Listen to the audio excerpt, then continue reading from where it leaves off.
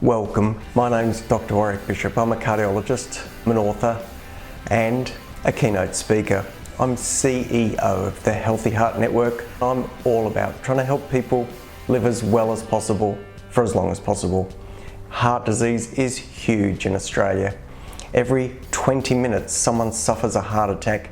Most of these could probably have been avoided if only we knew what to do. This podcast is all about helping you understand blood pressure, weight, cholesterol for better health. If you enjoy this podcast, I would be honoured for a 5-star review. You can share it with your family and friends. It may well save someone you love. G'day, it's Dr. Warrick here, and thank you so much for joining me. Today I'm going to talk about something that I think is pretty important. I've touched on it before, and you'll hear about it a lot.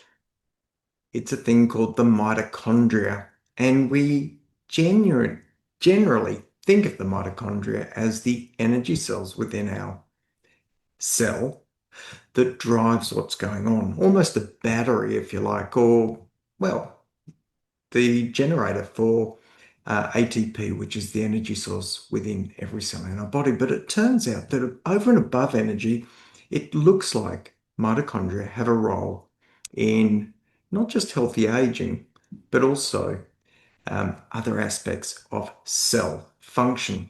And so, although they've historically been referred to as the power plants within the cell, and if you think about a normal cell,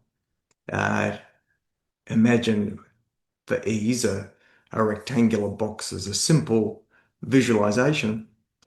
We've got a nucleus in there where the DNA lives, and outside of the nucleus, if you like, which is a small ball within that rectangular box, which we're calling the cell, outside of the nucleus is the cytosol. This area is where there's lots of different components of the cell, proteins, and this is the location where the mitochondria exist. Well, it turns out that those mitochondria appear to have a role in decision making for cells, believe it or not. They seem to have a role in inflammation and regulating inflammation to a degree. And as part of what they do, they seem to be involved in the aging process. So because of those important interplays, they appear to be an important crossroad for chronic disease. When we talk about new mitochondria, we're really talking about biogenesis. That's a word we use for growth. Now, we know that mitochondrial biogenesis can be really good because the more mitochondria you've got in the cell, potentially the better that cell could work because it's got more energy supplies within it. And that sort of makes a bit of sense. And I think you'd probably have heard that things like exercise are good for mitochondrial biogenesis. Things like fasting are probably beneficial as well. And we talk about hot and cold exposure, and they tie in as well by challenging the cell.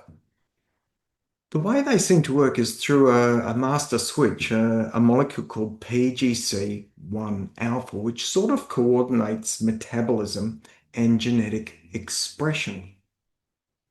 As we lower the amount of ATP within the mitochondria, and that's through things like exercise and fasting and cold exposure, so lowering the energy within the cell, we can turn on a molecule called AMPK, which is AMP kinase. And this is literally a switch which helps when then in that coordination of energy metabolism within the mitochondria. At the same time, there's an SIRT1 protein which is linked to energy, and this can come into play and is used for repair. At the same time, we've got mitochondrial transcription factor A, referred to as TAFM, TFAM, and this is important because during those times of exercise, fasting, reduced ATP, these This mitochondrial transcription factor can act to improve mitochondrial DNA. So there's a number of things all going on, and the mitochondria seem central to these maintenance and repair programs within the cell. We know that more mitochondria tends to be related to more endurance. We know it tends to be related to better metabolic resistance as well. Brain health and muscle health are helped obviously by better mitochondria, and uh, mitochondrial health is linked with slower aging. It all makes a little bit of sense, and we know that these sort of results of um, different sorts of exercise impact mitochondrial count within cells and are a substantial component of fitness and function. Interestingly, though, we're starting to become aware that damaged mitochondria can be a bit of an inflammatory switch. And I don't think we've thought about this in the past.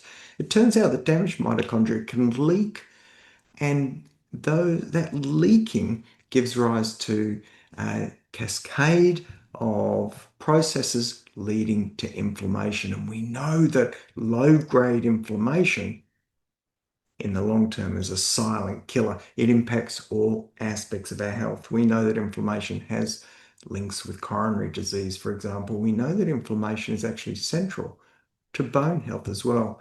And it's likely that inflammation is central to things like Alzheimer's disease. We know it's associated with obesity as well. Importantly, the body can stop clearing or doesn't clear broken mitochondria as well as it did when it was younger as we get older. And this means that those inflammatory prone mitochondria may be hanging around as we age.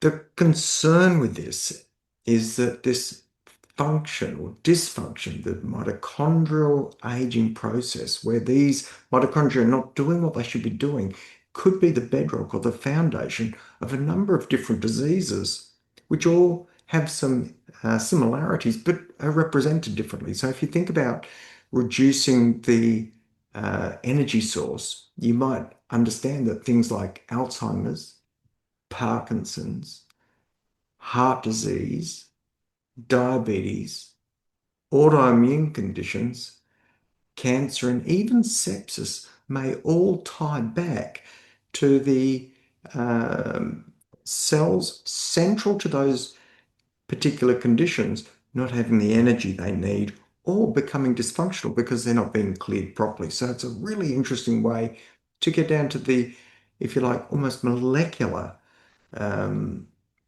basis for a number of the common diseases we see, particularly with aging.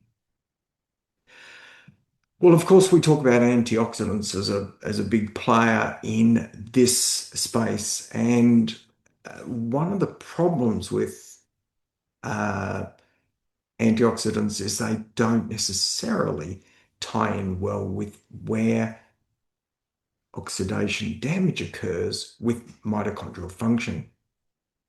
And they don't necessarily help with mitochondrial damage or damaged mitochondrial clearance either. So antioxidants certainly have a role. We're not sure if they really will reboost the system. We're not sure if they'll bring balance to the system. We do still like to use them, things like resveratrol, vitamin C. There's a quinone called PQQ, which is considered a very powerful antioxidant, but it's to do with where the oxidation stress is, and that oxidation stress can occur in different places, and it can not only occur in different places within the cell, but also different places within the mitochondria. And if it's within different places within the mitochondria, it can be at different points in the electron transfer chain. So although we think about antioxidants a bit, I don't think we've got that space completely resolved, and there's going to be more to follow in time. You watch. So if you're listening to this, you think, well, what can I do to support my mitochondria? Well, exercise is probably uh, number one, two, and three. exercise is really, it really is the golden egg for maintaining your mitochondria, for health. It provides greater return on investment than almost any other single intervention. And interestingly, to a degree, when they look at longevity, which is slightly different to mitochondrial function, when they look at longevity, there is no single intervention other than fasting or calorie restriction, which points to improved longevity. So exercise, number 1, 2, and 3, particularly if you can do high intensity interval training and some resistance training, because muscle is powerful, particularly if you're in your later years. Losing muscle is very common. When it comes to caloric restriction, it is the only thing that's been proven in multiple different organisms to extend life. Cold exposure, red light therapy has been touted. Certainly, we know that saunas, with a lot of the Scandinavian research, supports improved mitochondrial function and better outcomes. Nutrients, you may have heard of things like NAD+. NAD+ is actually an energy source that the mitochondria can use. That can be taken orally, can be infused, and you can even take precursors for that, which break down to NAD+. And that's things like NMN and nicotinamide riboside. You may have heard of those. They're pretty expensive, but there are certainly people using those.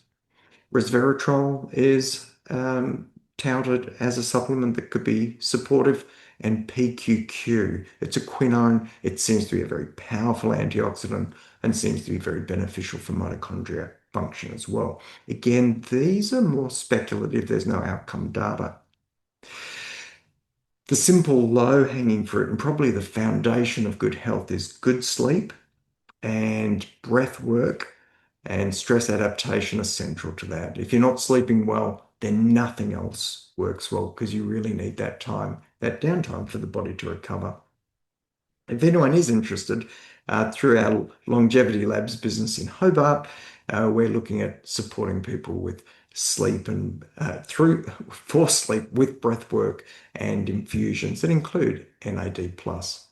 Reach out if you're curious. So as we get towards the end of the mitochondrial story, I really encourage you to continue to watch this space. I think we're going to see more and more happening. They are more than just the energy supply within the cells. They are not simple engines. They seem to be checkpoints as well, and they seem to do multiple things. And it appears that they can be a common denominator to a number of the aging processes that we now see really dominating chronic health issues in our community. So try and keep on top of those mitochondria, look after your mitochondrial health, realize that mitochondrial health is foundational and underpins everything else that your cell does, and therefore what every organ does, and then what every organism does. So mitochondria, I hope you found that valuable. It's a really interesting space, and keep an eye out. I am going to wish you the very best. I, of course, appreciate your time as always, and hope you live as well as possible for as long as possible, and look forward to the next time we catch up. Bye for now.